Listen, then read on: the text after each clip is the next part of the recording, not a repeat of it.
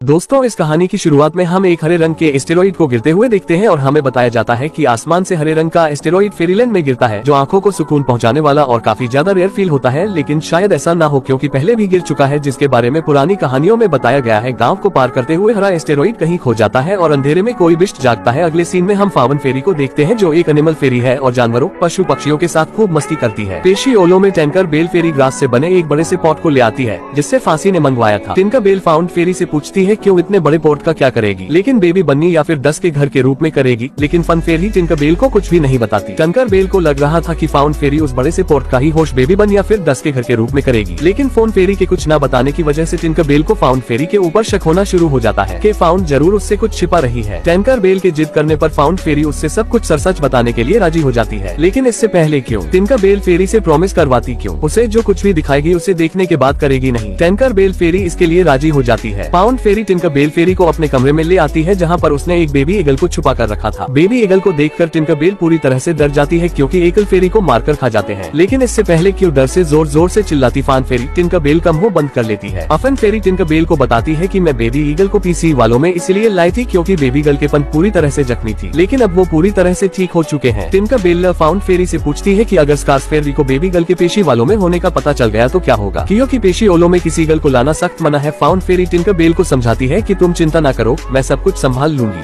अगले सीन में हम टिंकर बेल और फाउंड फेरी को एक बड़े से पॉट में कुछ बेरीज को ले जाते हुए देखते हैं। टिंकर बेल इस समय काफी ज्यादा डरी हुई थी और क्यों दोनों ब्लैकबेरी के हैं अंदर बेबी गर्ल को छुपा कर ले जा रही थी। फोन फेरी टिंकर मेरे को समझाती है कि वो चिंता ना करे और नॉर्मल बिहेव करे। अब यहाँ पर बाकी की फेरी भी आ जाती है, जो आपस में आसमान में गिर रहे हैं। स्टेरॉइड के बारे में बातें कर रही थी फेरी फाउंड फेरी और टिंकर बेल को बेच ले जाते हुए डेकर हिरन थी, क्योंकि नॉर्मली जंगल से पेसियालो में बेरीज को नहीं लाया जाता है। फाउंड फेरी सभी से झूठ बोल देती है कि खास प्रकार की बेरीज है जो काफी ज्यादा स्वादिष्ट है। के बात सुनकर रोसिटा बहुत खुश होती है और वो फाउंड और टिंकर बेल की मदद करने के लिए पेशी डस्ट की मदद से सारे कोवा में उड़ाकर उस जगह पर ले जाने की कोशिश करती है, जिस जगह पर फाउंड और टिंकर बेल बेरिस को लेकर जाना चाहती थी। लेकिन बेरिस के वहाँ से उड़ने की वजह से बेबी गर्ल दिखाई देने लगता है, जिसे देखकर सारी फेरी डर जाती है और अपनी जान बचाकर भागने लगती है। बेबी गर्ल के चीखने की आवाज सुनकर पास के जंगल में मौजूद ही निगल पिक्सियों वालों की तरह तेजी से बढ़ने लगते हैं। फेयर क्वीन जो इस समय इस केबल के साथ ही वो भी ईगल्स को पीसी वालों की तरह बढ़ता देखकर डर जाती है। तीनों ईगलों में आकर तबाही मचाना स्टार्ट कर देते हैं और फिर इसको मारने की कोशिश करते हैं। एक ही ईगल इरिटेशन नाम की एक फेरी को मारने के लिए उसका पीछा करने लगता है, लेकिन इससे पहले क्यों एडिट ऐसा को मारता। वहाँ पर नक्शवेरी आ जाती है, जो एक फेरी है और इरित्सा को अगल के हमले से बचा लेती है। इसके बाद नक्श फेरी बाकी के इसकास फेरी के साथ मिलकर अगल्स पर हमला करना स्टार्ट कर देती है और किसी तरह बहुत मुश्किल से दो ईगल्स को तो वहाँ से भगा देती है। लेकिन एक ईगल अभी भी में मौजूद था, जो टिंकर बेल फेरी को मारने के लिए उसकी तरफ बढ़ रहा था। मगर तभी वहाँ पर नक्शवेरी आ जाती है, जो ईगल के मुंह में एक लकड़ी के टुकड़े को डाल देती है, जिससे ईगल उनके ऊपर हमला नहीं कर पाता। अब यहाँ पर बाकी की स्कार्फ भी आ जाती है, जो मिलकर ईगल से लड़ती है और उससे वालों से बाहर भगा देती है। इसके बाद स्कार्फ फेरी बेबी गर्ल पर हमला करके उसे जाल में कैद कर लेती है। बेबी गर्ल को जाल में कैद देकर फन फेरी वहाँ पर आ जाती है, जो नक्श और बाकी के स्कच फेरी को बेबी गर्ल को नुकसान पहुँचाने से रोकती है और सबको विश्वास दिलाती है कि बेबी गर्ल किसी को कोई नुकसान नहीं पहुँचाएगा। नज़बेरी को फाउंड फेरी की बातों पर विश्वास नहीं था और फाउंड फेरी को बेबी गर्ल के पास है। अब फेरी की बातों पर विश्वास नहीं था और फाउंड फेरी को बेबी गर्ल के पास है, हटने के लिए कहती है। तभी वहाँ पर फेरी क्वीन क्लोरीन चाहती है, जो पूछती है कि सब कुछ ठीक तो है ना। क्वीन फेरी को बताती है कि सब कुछ ठीक कैसे रह सकता है जब फोन पिक्सी ओलो में खतरनाक जानवरों को लाती रहती है। पिछली बार वो पिक्सी वालों में सांप और चूहे ले आई थी। टिंकर बेल फाउंड के सपोर्ट में क्वीन फेरी के सामने बोलती है कि फावन का दिल बहुत बड़ा है और वो अक्सर हमारी मदद करती रहती है। इरफान फेरी से कहती है कि तुमने बहुत बार हमारी मदद की है, जो तारीफ के काबिल है, लेकिन तुम ऐसा कुछ न करो जिससे हम सबकी जान को खतरा हो। फन फेरी क्वीन फेरी से वादा करती है कि आपसे वो अपने दिल की नहीं बल्कि दिमाग की सुनेगी और कोई भी ऐसा काम नहीं करेगी जिससे किसी की जान को खतरा हो। इसके बाद फोन फेरी बेबी गर्ल को आजाद कर देती है और कर वहाँ से चला जाता है। अगले सीन में हम फाउंड फेरी को कुछ रैबिट को ट्रेनिंग देते हुए देखते हैं। तभी उन्हें एक डरावनी आवाज सुनाई देती है, जिसे सुनकर रेबिट वहाँ भाग जाते हैं। तभी वो परी उस जंगल की ओर जाती है, जो कि देखने में काफी डरावनी होती है और उसे इस जंगल में उसे पैरों के निशान मिलते हैं, जिसका पीछा करके वो उस चोन मॉन्स्टर के पास पहुंच जाती है, जिसके पैर में कटा एक घुसा हुआ था, जिसे निकलने के लिए फोन फेरी उस चोन मॉन्स्टर को एक पत्थर का लालच देकर उसका कटा निकल देती है, जिससे उसे बहुत दर्द होता है, लेकिन इसे उसे कुछ नहीं कहता। तभी फोन फेरी अपनी मैजिक से चोन मॉन्स्टर को पत्थरों पर खिलाने लगती है, जिससे चोन मॉन्स्टर और फोन फेरी में कभी अच्छी दोस्ती हो जाती है। चोन मॉन्स्टर एक खासियत होती है, वो जो भी मीनार बनाता वो हमेशा गर्म इलाके में बनाता है, जिससे नसबीरी समझ जाती है कि चोन मॉन्स्टर ने अभी तक ठंडे इलाके में एक भी पत्थर का पहाड़ नहीं बनाया होता है, जिससे नसबीरी भी पहाड़ इलाके की तरफ निकल पड़ती है। चोन मॉन्स्टर को टिंकर बेल ढूंढ लेती है, लेकिन चोन मॉन्स्टर पहले से कभी ज्यादा शक्तिशाली हो गया था, जिससे चोन मॉन्स्टर अपने पूंछ से टिंकर बेल को बहुत जोर से टक्कर मारता है, जिससे टिंकर बेल बेहोश हो जाती है। तभी वहाँ पर फोन फेरी आ जाती है, लेकिन उसे कुछ समझ नहीं आ रहा था कि चोन मॉन्स्टर अब ऐसा क्यों कर रहा है। चोन मॉन्स्टर के बनाए हुए पहाड़ पर एक हरे रंग की बिजली गिरती है, जिससे चोन मॉन्स्टर के ऊपर दो सिंग निकल आता है। अब ये पर नसबीरी भी चोन मॉन्स्टर को ढूंढते हुए आ जाती है, लेकिन वो उसे कुछ नहीं करता और वहाँ से चला जाता है। और फिर फोन फेरी टिंकर बेल को डॉक्टर के पास लेकर कर जाती है। तभी फोन फेरी चोन मॉन्स्टर से कहती है, तुमने ऐसा क्यों किया? चोन मॉन्स्टर बताता है कि मैं इस पर हमला नहीं किया था, बल्कि इस पर बिजली गिरने से बचाया था। इधर चोन मॉन्स्टर को नसबीरी ने बंदी बनाकर रखा होता है। तभी फोन फेरी के ऊपर बिजली गिरने वाली होती है कि चोन मॉन्स्टर उसे धक्का देकर अपने ऊपर बिजली को ले लेता है। अब चोन मॉन्स्टर के पंख निकल आते हैं, जिससे वो उड़कर सारी बिजली अपने ऊपर ले लेता है और वो आसमान में चला जाता है, जिससे बहुत बड़ा धमाका होता है और फिर उसके दोनों सिंग जल जाते हैं और वहाँ पर सब पहले जैसा हो जाता है। लेकिन फोन फेरी बेहोश हो जाती है। तभी उसे चोन मॉन्स्टर अपनी बिजली की मदद से होश में ला देता है और मूवी की यही पर ही हैप्पी एंडिंग हो जाती है। दोस्तों, यहाँ तक आ ही गए हो तो वीडियो को एक लाइक जरूर करें